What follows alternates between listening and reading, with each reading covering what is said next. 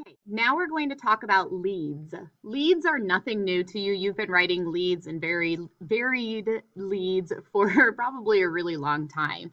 And so what we're going to do here in this mini lesson, it will be pretty short, is I just want for you to practice a couple of different leads with your piece of writing. Even if you know the lead that you are going to use, I still want for you to try 3 different ways of opening that piece of text. In your resource notebook on page 93, there is this document right here, and these are fiction narrative lead examples.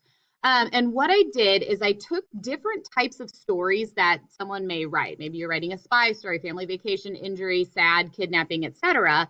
And I wrote a lead for the same piece in 5 different ways. Okay, so you can see the 5 that I chose, quote or dialogue, anecdote. An anecdote is that short little snippet story. So a short story of something that's happened, like a 3-sentence narrative. Describing or description by presenting a fact, all facts are made up, and asking a question. Remember, as writers, we know the power of questions because we understand that when you are asked a question, you can't help but answer that question. So what you're going to do is you're going to do the activity sheet that I have given you. All you're doing on there is writing 3 different leads. What you need to focus on before you do anything else when you are looking at leads is try to figure out what is the central emotion that you are trying to hone in on. Because if it's sadness, your lead should kind of bring me into that, because these are short pieces. These are not an entire piece of text where you are going to have a novel of 200 pages to evoke sadness with your reader. What you need to do is do that immediately. So think of what emotion you're focusing on: sadness, anxiety, pure utter joy, and whatever it is, nervousness. Then you take that and then use the connotated language that you've learned about. What are some words that are sad words?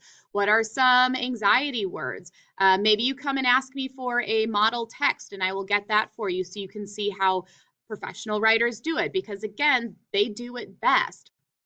And then you're going to write at least 3 different leads where I can start to sense the emotion that you are working toward as the reader of your text. So these are 5 different kinds of leads. These are not the only 5 kinds of leads. I also provided you different examples from other books. Open up the book that you are currently reading and look at the lead there. Ask your neighbor for his or her book and look at the lead that's there. Look at what writers do to open text, because that's going to be your best example for anything.